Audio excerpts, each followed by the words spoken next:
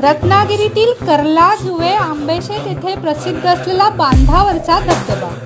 उंच डोंगरावरून कोसळणारा हा लाजवी स्वरूपाचा धबधबा रत्नागिरी शहरापासून अवघ्या 15 मिनिट अंतरावर आहे। हा पावसाळी धबधबा निसर्गप्रेमींना आकर्षित करत असतो।